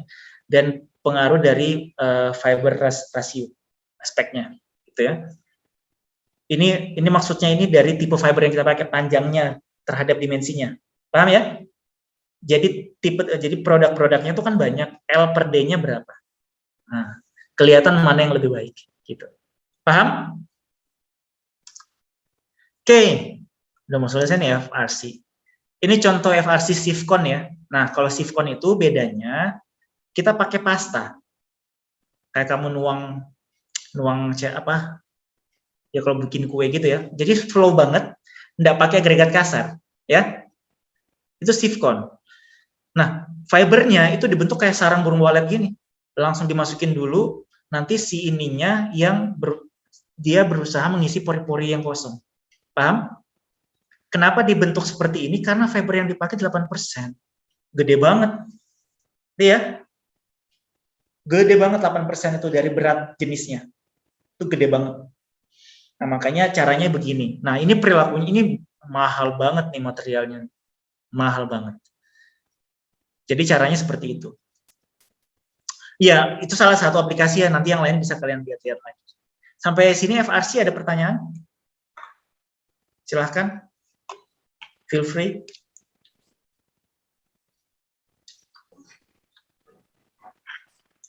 Gak ada? Permisi Pak, saya izin tanya Pak. Ya, silakan Mas Randy. Kan tadi FRC ini kan increase kuat tarik dari beton ya Pak, sama flexural strength-nya. Anda menaikkan kuat tarik. Dia memberikan respons softening yang residual tensile strength yang baik. Sama increase kalau flexural strength-nya Pak? Flexural strength increase, pasti. Berarti itu kan bisa jadi solusi buat perkerasan jalan gitu Pak. Betul. Tapi di satu sisi walkability-nya itu kan rendah gitu Pak. Nah itu mencari titik optimumnya itu gimana Pak? Karena kan kalau pekerjaan jalan itu kan butuh cepat gitu Pak. Waktunya kan nggak banyak. Iya, yang kalau mau untuk FRC di mana quality control itu berperan penting. Jadi kita pakai sistem precast, dibuat di workshop dulu. Quality control kan lebih baik dibandingkan kita ngecer langsung. Satu, penggunaan mixer itu mempengaruhi, ya. Jadi kalau di batching plan itu bisa kita kontrol. Jadi kita kan sekarang banyak ya jalan precast, apalagi perkerasan kaku ya. Nah, jadi tidak perlu harus selalu kerja di case inside gitu, Mas. Nah, cuma FRC ini ya untuk perkerasan kaku itu tidak terlalu diminati karena mahal. Paham ya? Dimana dari penggunaan beton sendiri itu sudah cukup gitu dibandingkan kalau kita pakai perkerasan lunak. Gitu. Kecuali mungkin impact-nya itu besar. Baru sebentar ya, ada telepon. Oke, udah mati. Paham sampai sini? Ya, Mas? Paham Pak? Ya, ada lagi? Nah, untuk FRC ini banyak diterapkan contohnya di link slab jembatan gitu. Kemudian di kolom-kolom atau di balok-balok yang kritikal terhadap gempa, itu banyak. Tapi tidak menutup kemungkinan kalau si owner mau untuk pavement dan lain-lain, ya itu bisa aja Mas, tapi quality control tadi itu penting, dan biasanya untuk dilakukan precast atau batching plan-nya kan biasa kalau dalam project itu dibuat di dekat area project. Kalau dalam besar ya, contohnya Wika atau siapa, dibuat dekat situ, ya nanti kalau dari situ mixingnya sih tinggal diantar aja langsung. Dengan catatan tenaga yang melakukan mixing dan casting itu terlatih. Jadi kamu mungkin Mas Randy sebagai tenaga ahli nanti, amin ya, kamu mensupervisi, transfer knowledge kamu ke tenaga pekerja itu, bagaimana cara mixing yang benar sampai dapat kapasitas yang baik. Mungkin gitu nanti Mas. Ya, ada lagi? Silakan Mas Arji, ini tiga orang doang nih di kelas ini nih, padahal banyak banget nih. Mudah-mudahan yang ketiga ini masuk di kelas saya deh. Saya nggak tahu, saya belum hafal nama-nama, setelah UTS saya ngajar. Ada, silakan Mas Arji. Iya Pak, permisi Pak. Saya sebenarnya mau meyakinkan aja apakah benar yang saya tangkap, berarti untuk fiber di dalam konkrit ini fungsinya untuk softening di residual tensile strength-nya aja ya Pak, bukan untuk Meningkatkan memperkuat. damage control. Ya. Ya. Bukan untuk memperkuat tariknya atau tekannya gitu ya Pak. Bukan. Jadi damage control. Terus tapi kalau ya, untuk ini Pak, kalau untuk kayak tulangan baja steel reinforcement itu bagaimana Pak? Itu sama nggak fungsinya seperti FRC gini Pak? Beda. Jadi di FRC itu kita tetap menggunakan tulangan pada umumnya, longitudinal bars, stirrups gitu ya, itu tetap ada. Nah, konsep performance dari suatu bangunan ketika terjadi beban gempa yang sangat besar, ini untuk ordinary konkret ya, kerusakan itu diizinkan. Kerusakan struktural itu diizinkan dengan catatan si struktur itu tidak runtuh. Paham ya? Nah, kalau misalkan si struktur ini tidak runtuh, tapi kerusakannya besar, pada saat post earthquake itu harus kita demolish biasanya. Tidak layak pakai lagi. FRC ini punya damage control dengan penggunaan tulangan yang sama dengan beton. Kerusakannya minim dengan level gempa yang sama ya. Sehingga pada saat post earthquake itu masih bisa di-repair. Paham? Kalau beton normal itu harus perkuat. Kita harus retrofitting lagi, semua betonnya udah pada crashing gitu ya. Sementara di FRC ini enggak. Seperti itu Mas. Jadi damage control dengan disipasi energi yang lebih baik gitu. Baik Pak, sudah jelas Pak, terima kasih Pak. Ya. Dan ini tambahan lagi, meskipun dalam pengujian tarik itu cuma single crack, tapi ketika kita bicara konsep struktur, itu nanti retaknya banyak. Ya. Karena kan tegangan tarik bekerja over the span. Paham nggak?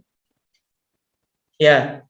Jadi tegangannya itu banyak, makanya nanti perlahan-lahan bridgingnya, tidak seperti si beton yang ketika sudah tercapai FT-nya, semua diserahkan ke tulangan. Nah, dan bahayanya adalah ketika si beton itu sudah mengalami cracking yang cukup besar, bondingnya hilang dengan beton, dengan tulangan. Nah, itu yang menjadi bahaya. Struktur beton bertulang itu harus bondingnya bagus antara tulangan dan beton. Kalau dia tidak ada lekatan yang baik, tidak ada transfer gaya nanti ke tulangan. Paham ya? FRC ini seperti itu, dia memberikan intact yang cukup baik dibandingkan dengan beton normal. Paham? Mudah-mudahan nggak susah yang nangkapnya ya. Saya berusaha sesederhana mungkin. Ada lagi? Sebelum saya lanjut? Saya izin bertanya. Silakan, Mas Indri, Mas Indi. Iya, saya izin bertanya Pak. Tadi kan seperti Bapak sampaikan, kalau FRC itu bisa meningkatkan damage control. Tapi untuk kelemahannya sendiri pada saat pemberian FRC itu sendiri pada saat itu harus merata, karena kalau nggak merata bisa FRC yang kita beton yang kita berikan FRC itu bisa gagal karena nggak merata pemberiannya. Terus? Berarti untuk meminimalisir ketidakmerataan pada saat pemberian FRC itu sendiri gimana ya Pak? Atau ada metode-metode tertentu? Pasti metode sudah ada. Jadi tidak mungkin diaplikasikan kalau tidak bisa ya. Itu satu. Jadi yang pertama yang kita lakukan adalah sebisa mungkin kita kita harus familiar dengan challenge yang ada di FRC ini, Mas Indi. Kalau sudah tahu kayak gitu, kita bisa memutuskan metode mixing yang tepat dan metode fabrikasi yang tepat gitu. Nah, seperti itu. Dan kita juga bisa memusatkan pada perencanaan proporsi yang kita pakai, tergantung demand dari struktur kita. Jadi tidak harus selalu high volume, enggak. Sekali lagi itu sangat-sangat tergantung dari apa yang kita kerjakan di project itu. Nah, mixingnya bagaimana cara mengontrolnya? Yang pertama, penggunaan mixer yang tepat, gitu ya. Nggak boleh kita pakai mixer abal-abal. Kemudian yang kedua, cara kita menuang air yang tepat. Kapan kondisi penuangan air? Kapan kondisi kita mixing? Kemudian kapan kondisi kita masukkan admixer untuk membuat workability itu lebih baik lagi daripada dengan air biasa. Kapan kita tahu dia hardening atau setting time-nya tuh kapan gitu ya. Sekali lagi itu harus dikerjakan sendiri. Jadi biar kita tahu kira-kira quality control yang bisa kita capai itu seperti apa. Sama seperti beton sebenarnya. Beton kalau kita sebagai seorang awam, kamu buat 50 MPa belum tentu tercapai. Tapi coba suruh Wika buat 50 MPa, pasti tercapai. Karena mereka sudah sering trial. Nah, itu yang jadi masalah. Itu yang penting, Mas. Sebisa mungkin kita trial sebelum diaplikasikan ke project. Mas Indi. Baik, Pak. Terima kasih, Ya. Pak. Ada lagi? Mbak Ida. Izin bertanya saya, Pak. Siapa nih? Mas Bagus saya panggil atau siapa? Boleh Mas Bagus, Pak. Oke, silakan. Pak, tadi kan penambahan fiber ini kan fungsinya untuk damage control ya, Pak? Apa? Penambahan fiber ini kan fungsinya hanya untuk damage control ya, Pak? Yang tadi saya dengar, bukan untuk Residual strength, ya. Ya, betul. Maksud saya itu kira-kira ada kegunaannya damage control itu apa ya, Pak? Daripada dengan yang tidak ditambahkan fiber. Kalau nanti ujungnya juga sama-sama rusak begitu, Pak. Konsepnya struktur ya ini ya, kita bicara Iya, ya. Pak. Ya. Betul. Jadi kalau kita punya fiber yang cukup optimal, saya tidak bilang banyak, tergantung sekali lagi dari proporsi benda uji kita atau struktur kita. Yang berpengaruh adalah post-peak dari respons kita ke struktural global. Kalau saya bisa gambarkan, ketika diuji nih, jadi misalkan kolom gitu ya, diuji terjepit, terus kita uji lateral. Dengan fiber yang kecil, ini respons global ya, kita bisa mendapatkan respons seperti ini. Tapi dengan respons yang dengan fiber yang tinggi, kita bisa mendapatkan respons seperti ini. Saya bayangkan, artinya kapasitasnya masih lebih baik dibanding ini, karena dia punya residual capacity yang menahan itu, sehingga beban tidak turun drastis. Paham enggak? Yang menarik dalam suatu respons struktur itu adalah kondisi post-peak, bukan di peak. Ya, karena kondisi post-peak itu yang menyebabkan apakah si struktur ini akan runtuh secara tiba-tiba, ataukah dia masih mempunyai kapasitas sisa yang baik, sehingga kita bisa mampu melarikan diri kalau ada gempa. Gitu, itu tujuannya. Gitu, Mas. Izin konfirmasi, Pak. Berarti Silakan. tujuannya itu untuk itu, Pak ya? Apa? Semacam ada kekuatan sisanya itu, Pak. Jadi Ya, nanti nggak langsung tiba-tiba runtuh gitu, Pak. Ya, betul. Lebih baik lah istilahnya ya. Dan ya itu kalau kamu lihat kerusakannya kecil nanti. Ke damage control, Mas. Selain itu damage control ya. Oke, ada lagi sebelum saya lanjut? Terima kasih, Pak. Jelas? Oke, sekarang kita lanjut ya. Nah, sekarang apa ada yang lebih baik dari FRC? Nah, itu kan ini teknologi berkembang terus ya. Contohnya, apa ada yang lebih baik dari iPhone 12? Ada iPhone 13 gitu ya. Apa ada yang lebih baik dari FRC? Ya, ada yang bilang ada, dan ini sebenarnya perdebatan, dan ada dua kubu. Jadi kalau kalian menilik lebih detail terkait dengan perkembangan dari suatu material, itu kan sebenarnya diciptakan oleh diinisiasi oleh satu orang tertentu dan punya tim sendiri. Dan tiap kubu ini pasti akan mempromosikan bahwa ciptaan mereka lebih baik, Pasti gitu kan? Nggak mungkin kan kamu mempromosikan ciptaanmu jelek. Jadi perdebatan FRC versus HPFRCC. Jadi HPFRCC. Nah, ini ada dua kubu. Nah, dua kubu nih. FRC kita buat masih ada agregat kasar dan lain-lain. HPFRCC berbeda lagi kelasnya. Dan ini sangat-sangat saling kejar-mengejar lah dalam riset untuk menunjukkan seberapa baik ya dari material mereka kembangkan gitu. Sekarang pertanyaannya, do you believe kalau beton itu bisa menekuk kayak suatu metal atau tulangan ketika diberi beban fracture? Percaya enggak? Atau langsung patah?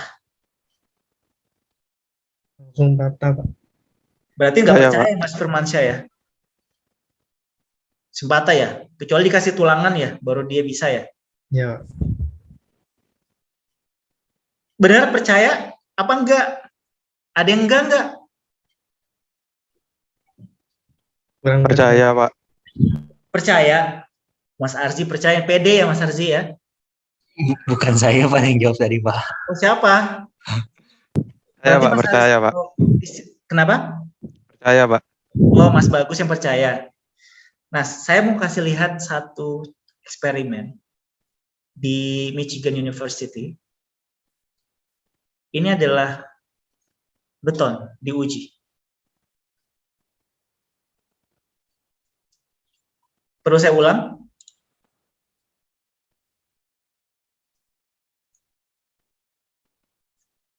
Ini kalau kamu lihat kan sekarang banyak tuh berita-berita palsu gitu ya, fake news.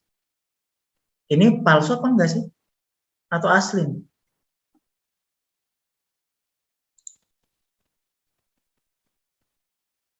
Hah? Itu beton apa bukan gitu?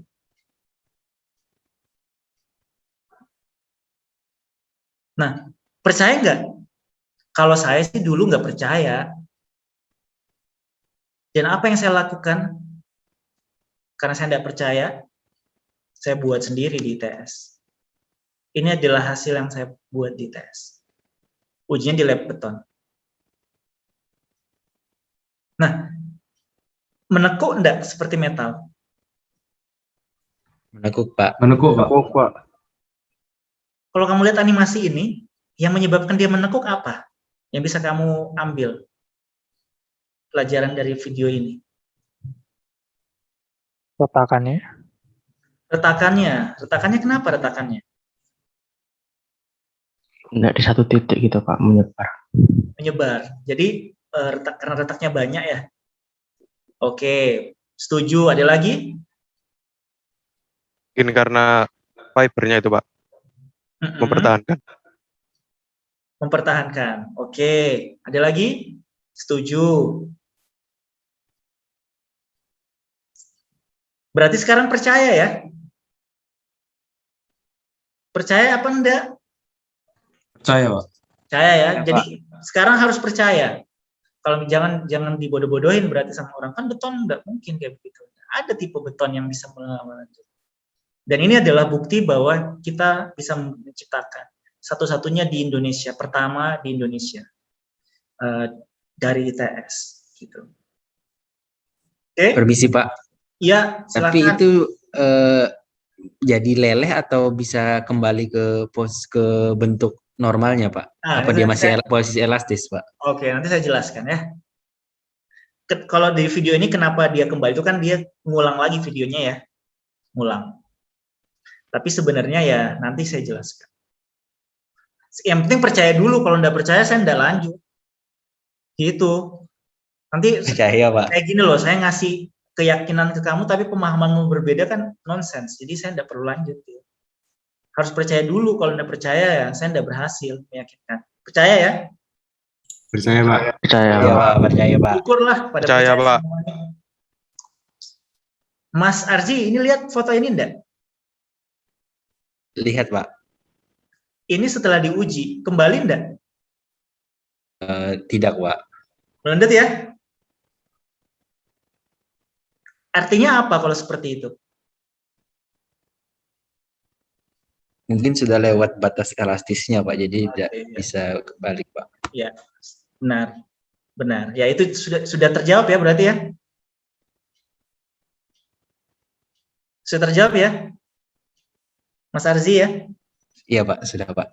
Ya, saya lanjut. Ini adalah histori dari ECC. Jadi ECC itu merupakan part of HP FRCC, salah satu kelas kecil dari FRCC ya, HP FRCC. Jadi perkembangan dari semen komposit ini telah menciptakan suatu material yang fleksibel dalam hal kita sebut sebagai bendable concrete atau ductile concrete. Namanya adalah ECC atau Engineered Cementitious Composite. Nah, ini merupakan nama yang paling ngetren nih kalau misalkan bilang betonnya tadi FRC, ini ECC. Nah, jadi awal mulanya ini diinisiasi oleh Profesor Victor Lee ya, dari Michigan University, kerjasama dengan Japanese researchers di tahun ini untuk menciptakan material ini. Jadi yang berkutat di material-material seperti ini untuk menggantikan beton. Jadi sudah sangat tua sebenarnya umurnya ECC relatif ya, tapi lebih tua lagi si beton. Gitu. Nah, jadi karakteristiknya dari ECC ini bisa saya bilang sebagai the future of smart concrete. Kenapa? Satu, kelihatan nggak animasi ini?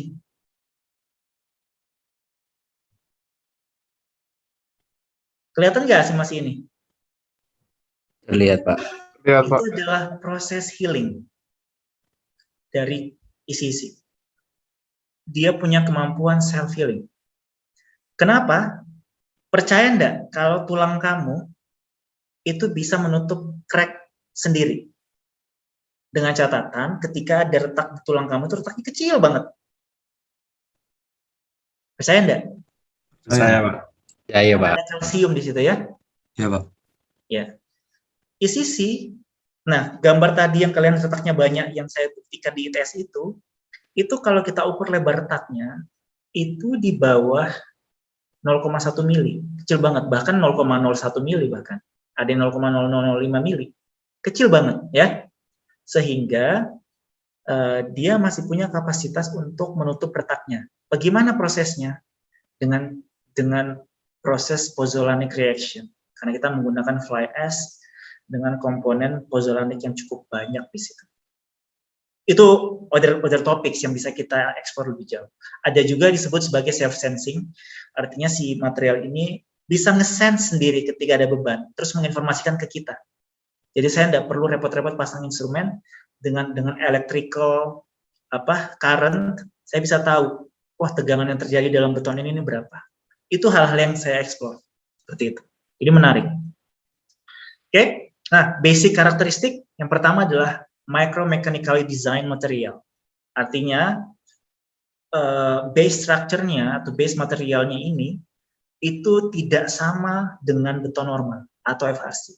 Satu, tidak menggunakan coarse agregat. Jadi tidak ada agregat kasar. Paham ya? Ukuran pasir yang dipakai itu grain size-nya atau ukuran butirannya itu tidak lebih besar dari 200 mikrometer. Jadi mungkin pasir nomor 100 sampai 150 lah kita pakai kalau di saringan. Tidak di atasnya itu ya. Kemudian kita menggunakan banyak fly ash, di mana penggunaan fly ash ini menggantikan sebagian besar dari semen. Nah, sehingga memberikan status dari ECC ini sebagai material green. Paham? Mungkin mungkin sudah diajar tentang geopolimer ya. Geopolimer itu kan juga material green kan, karena nggak pakai semen kan. Sudah diajar belum? Mungkin di kelasnya Bu Yani mungkin ya, yang sudah diajar. Atau ada yang sudah familiar? Geopolimer? Belum, Pak. Belum juga. Ya, itu nantilah. Saya tidak bahas di sini karena terlalu banyak. Nah, jadi kalau ECC. Permisi Pak, saya izin menjawab. Geopolimer itu Pak, kemarin sempat ngebantuin teman-teman yang PKM, mereka pakai itu Pak, pakai itu yang geopolimer. dibimbing Bu Yani ya? Iya Pak. Ya, jadi yang dipakai alkali activator ya, bukan menggunakan semen. Jadi dia menggunakan semacam bahan kimia untuk menggantikan pengikatnya si semua material itu. Nah, itu bedanya. Nah, gitu ya. Tidak pakai semen, makanya dianggap sebagai green concrete. ECC tidak sepenuhnya mereplace semen, tetap ada semennya, tetapi volume dari fly ash itu lebih banyak daripada semen. Gitu. Oke, kemudian tensile strength. Dia memiliki atribut tensile strength. Jadi yang ditawarkan dari materi ini adalah regangan beton. Regangan betonnya ya, itu yang ditawarkan dari ECC. Kemudian crack width-nya paling besar itu sekitar 0,15, di mana ini jauh lebih kecil dibanding beton. Oke, jauh lebih kecil dari beton.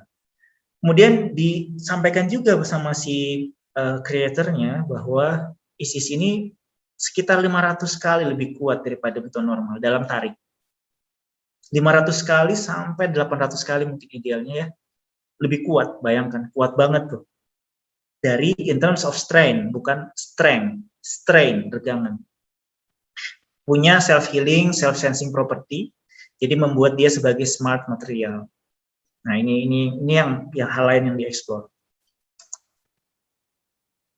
Oke, ini keunggulan kekurangan. Oke, mungkin biar nanti kalian tidak terlalu gimana-gimana gitu dengan ECC, ada juga kelemahannya. Keuntungannya dulu kali ya, atau kelemahannya dulu aja kali ya. Jadi kelemahannya itu dia punya initial cost yang tinggi. Ya sama aja kayak FRC, karena kita menggunakan fiber. Itu kan harganya lebih mahal dibanding semen. And then, dia memerlukan pekerja yang terlatih, karena kalau tidak, ECC itu cuma sebagai mortar biasa. Bayangkan mortar, tidak ada agregat kasar lagi ya, kecil banget performance-nya. Kemudian dia menggunakan material yang cukup spesial, jadi tidak seperti beton, sudah ada semua tuh dijual di toko bangunan ya. Kita butuh fiber, biasanya pasir yang baik itu adalah silika sand dengan persentase silika yang cukup baik, besar. Kemudian kualitas material, kualitasnya tergantung dari material yang kita pakai sama proses pembuatannya atau mixing dan fabrikasi.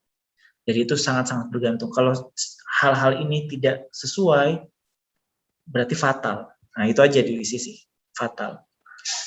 Artinya dia sebagai beton biasa atau mortar biasa. Gitu. Nah, namun keunggulannya apa? Kalau bisa kita capai, perilakunya seperti metal tadi, punya ductilitas yang besar, 500 kali lebih besar daripada beton. Kemudian dia tidak prone, tidak cenderung terhadap kegagalan, karena retak yang terjadi itu kecil banget gitu ya, di bawah 0,15, bisa kita asumsikan sebagai microcracks. Nah, microcracks itu tersebar, makanya dia performanya bisa jauh lebih baik. Kemudian stronger bukan dalam hal kuatnya lebih tinggi, enggak. Tapi dia tuh lebih baik dalam memberikan gaya, tidak lebih tinggi sedikit daripada beton normal, tetapi tidak setinggi banget gitu ya, tidak seperti tulangan. Karena ada proses bridging yang seperti saya jelaskan tadi. Durabilitas sudah pasti, punya durabilitas yang baik, ya karena microstructure-nya tuh betul-betul rapat, akibat penggunaan grain size atau ukuran partikel yang kecil. Self-healing sudah, resistant to crack dan korosi sudah pasti ya. Resistant to earthquake sudah pasti, jadi material ECC ini adalah resilient material. Kemudian digunakan sebagai precast concrete. Secara ini density bisa lebih kecil daripada ini karena nggak ada agregat kasar itu. Nah, jadi mungkin sekitar 2.200, 2.300 dibandingkan dengan beton yang 2.400-an itu. Oke. Nah, initial cost tinggi, tapi kalau kita bicara long term, kita tidak perlu banyak-banyak maintenance. Nah, ini secara overall dengan umur bangunan yang kita rencanakan, total budgetnya itu sama. Tapi kan biasanya kalau dalam proyek, apalagi di Indonesia, money comes first, ya. Jadi hal yang paling penting adalah murah dulu. Itu adalah mindset kita di Indonesia. Kalau nggak murah, ganti vendor, biasanya gitu. Tapi karena begini, keuangan kita di alokasi budget dalam pembangunan itu dipisah, maintenance dan construction. Sehingga yang pertama difokuskan ke construction dulu. Murahnya yang akan menjadi pertimbangan yang paling penting dalam pengambilan keputusan gitu. Maintenance di belakang. Di Jepang, Amerika tidak seperti itu. Jepang lebih ke performa, karena kan mereka sering banget dikenain gempa gitu ya negaranya dibanding kita. Jadi money bukan hal yang utama, tetapi performa. Jadi ini sudah banyak diterapkan di Jepang bahkan untuk bangunan-bangunan tinggi menggunakan ICC. Nah, ini adalah proses mixing di Wika Beton. Mudah-mudahan di sini nanti ada yang bekerja di Wika Beton. Kalau dilihat apa yang membedakan dengan beton normal dan FRC tadi? Ini lagi nuang fiber nih. Menarik ya videonya ya. Nah, ini warnanya agak kecoklatan karena warna fly ash. Kalau kita dapat fly ash yang warnanya gelap, ya berubah warna juga. Tapi lihat teksturnya, menarik ya. Iya nggak? Menarik, Pak. Iya, Pak. Kayak Iya, Pak, gimana ya menarik, teksturnya ya? Kayak Mungkin kental-kental gitu ya, Pak. Kayak Iya. susu coklat. Kayak susu coklat ya. Jadi jadi dia tuh viscose, material viscose kental. Ya. Jadi kayak susu full cream mungkin ya, yang kental banget ya kalau kita tuang. Nah, itu kita tambahkan fiber. Nah, artinya workability-nya jelek apa bagus? Bagus, Pak. bagus, Pak. Bagus ya, jauh lebih bagus dari SCC. Jadi karena tidak adanya kerikil tadi, kita lihat sangat-sangat baik. Nah, ini sudah pasti kalau fibernya tersebar merata, performanya bagus. Gitu. Nah, cuma kelemahannya adalah tipe mixer yang kita pakai harus model pan gini. Kalau kita pakai gravity mixer yang bolak-balik atau yang diputar tuh kayak di lab, nah itu biasanya seratnya tidak menyebar merata karena tergantung dari blade-nya. Nah, yang paling baik lagi mixernya itu adalah mixer roti. Pernah lihat nggak kalau orang buat roti itu yang ada ininya? Mungkin ada Iya, yang pernah, ya. Pak. Pernah, Pak. Ya itu kan blade-nya macam-macam ya. Nah, itu kecepatannya juga dia random gitu. Polanya tidak langsung kayak gini. Itu yang menyebabkan kualitas dari materialnya ICC itu jauh lebih baik. Tapi kan keterbatasannya di volume. Kita tidak bisa cor volume besar kalau pakai itu. Nah, itu cuma untuk skala laboratorium saja. Nah, ini dalam ukuran 5 liter nih. Nah, 5 liter itu sudah cukup banyak ya. Kita buat. Dan itu sudah bisa diaplikasikan di proyek. Nah, itu menarik. Nah, ini adalah pengujian tarik dari ICC. Oke. Ini uji tarik yang dilakukan dalam salah satu mahasiswa S2 kita di ITS yang saat ini membantu dalam proyek British Council. Dia juga sudah sangat-sangat familiar dengan fabrikasi ini. Ini adalah tipe dari material ICC ketika diuji tarik. Kita lihat ada fenomena multiple cracking. Seperti yang disampaikan tadi ya di awal, saya lupa sama siapa, untuk menciptakan ductilitas yang tinggi. Nah, skematik diagramnya kalau kita buat kasar itu seperti ini. Mortar, FRC, kita asumsikan FRC yang high volume ya, kita asumsikan lurus aja. Softening namanya. ICC hardening. Tipikalnya sama kayak metal enggak kalau hardening? Sama kayak baja enggak? Ini waktunya udah selesai ya? 12.40 kan? Coba konfirmasi. Halo? Halo? Iya, Pak. Gimana ini? Nggak usah saya kasih materinya aja atau lanjut? Saya nggak tahu. Kalian kalau ada kelas, karena banyak yang tanya tadi, jadi ya nggak apa-apa. Nanti di kelas saya nih, saya jelaskan lebih detail kalau gitu. Ini gimana? Diakhiri dulu aja apa gimana ya? Masih ada sisa 10 slide sih. Kalau nggak dijawab apa nih? Kalau dari jadwal 4 menit lagi sih, Pak. Iya, 4 menit lagi ya. Ya udah saya cepet-cepet ya. Boleh ya Mbak Astrid ya? Iya boleh Pak. Oke. Sekalian dikirim materinya. Oh, kalau itu harus dibaik-baikin saya nih biar saya bisa kirim. Oke, lanjut ya. Ya, pokoknya gini, dia hardening sama seperti metal. Penjelasannya nanti belakang. Ini adalah contoh pengujian yang dilakukan di ITS juga. Nah, ini ditarik ya, nggak kelihatan karena skalanya kan ini, bendonya kecil. Nah, ini dia fenomena multiple cracking. Ini kondisi sebenarnya, tidak lurus, kayak apa aja. Jadi jatuh, naik itu adalah fiber yang putus dulu, kemudian pindah crack yang lain, jatuh lagi, pindah. Bisa dibayangkan? Bisa ya? Bisa Pak, bisa Pak. Nah, muncul di matriks, ditahan fiber, oke? Kemudian di tempat lain pindah crack lagi, ditahan fiber, jadi banyak cracknya. Nah, ini adalah kalau yang putus-putusnya ini, turun-turunnya ini fluktuatif, itu adalah jumlah dari crack itu, ekuivalen dengan jumlah crack. Jadi dia adalah menciptakan suatu respon hardening dengan cara cracknya banyak, micro cracks gitu. Nah, ini aplikasinya di Amerika ya, sudah dijadikan sebagai pavement, batan. Dijadikan juga sebagai link slab untuk jalanan pengganti expansion joint di jalan-jalan elevated. Kalau kamu jalan di jalan elevated road itu, kayak jalan tol, naik mobil kan bunyi-bunyi tuh, teket-teket gitu ya, tiap melewati itu adalah yang kamu injak di ban itu adalah expansion joint, pakai baja. Nah, dengan isi sini jadi jalannya lebih mulus, impact dia bisa meredam beban impact. Nah, ini adalah proyek yang saat ini saya kerjakan dengan Wika Beton. Kemudian penggunaannya di Jepang nih. Nah, ini adalah link beam atau coupling beam untuk core wall ya. Saya tidak tahu kalian sudah ngerti-ngerti istilah kayak gitu, tapi nanti kalian bisa pelajari. Nah, jadi dari akibat beban lateral gempa, kerusakan beton normal itu gini. Ya. Sekali lagi, FRC dan ICC itu damage control. ICC itu gini. Retaknya banyak sekali, tapi micro itu bisa kita repair dengan mudah. Ya. Nah, itu.